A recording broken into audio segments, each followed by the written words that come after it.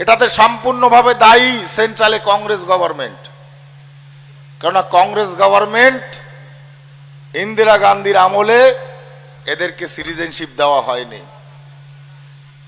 Recently আপনারা দেখেছেন যে সিএ নিয়ে মুখ্যমন্ত্রী এবং তার ভাইপো মুখ খুলেছেন।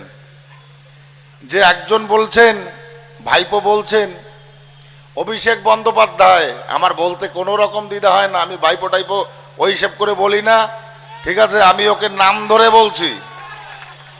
অভিষেক বন্দ্যোপাধ্যায় তৃণমূলের বলছে যে যদি এনআরসি না হয় তাহলে আমি সিএ কে সমর্থন করতে পারি। আর তার পিসিমণি অর্থাৎ মমতা বন্দ্যোপাধ্যায় সে বলছেন যে নিঃশর্ত নাগরিকত্ব দিলে আমি সঙ্গে আছি, আরেকবার সাদিলে খাইতে আসিব, এই রকম অবস্থা হয়েছে। সিএ নিয়ে মুখ থুবড়ে পড়েছে বাংলায় টিএমসি। সিএ জানে ওরা ভালো করে যে একটা জেনারেশনের ডিমান্ড নয়, সিএ 3-4টে জেনারেশনের ডিমান্ড। আর সেই 3-4টে জেনারেশনের ডিমান্ড বিগত 70 বছর 75 বছর ধরে আজকে কংগ্রেস সরকার 65 বছর ধরে কংগ্রেস সরকার সেটাকে ঘুরিয়ে ঘুরিয়ে ঘুরিয়ে ঘুরিয়ে এই মানুষগুলোকে হয়রান করছে। এই মানুষগুলোকে হয়রান করছে এবং এই মানুষগুলোকে একটা ক্যাটাগরি লেভেলের নিচে রেখেছে, সেটা হচ্ছে বিলো ক্যাটাগরি লেভেল, যাতে এরা সমাজে কখনো উঠে না দাঁড়াতে পারে।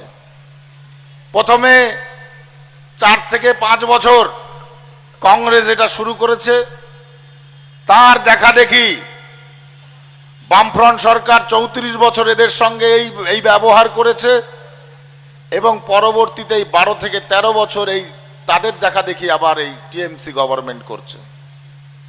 এটাতে সম্পূর্ণভাবে দায়ী সেন্ট্রালে কংগ্রেস গভর্নমেন্ট।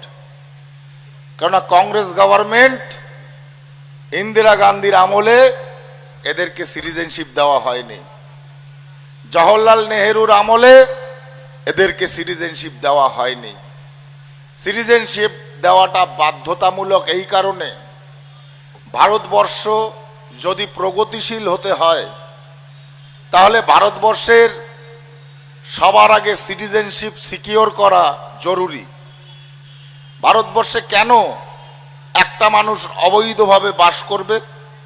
ভারতবর্ষে কেন একটা মানুষ বেনাগরিক হয়ে থাকবে?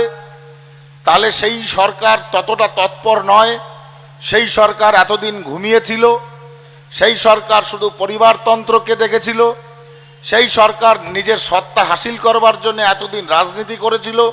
তাই দেশের বিভিন্ন প্রান্তে বিভিন্ন অভ্যন্তরীণ যে সমস্যাগুলো সেগুলো এতদিন মেটেনি।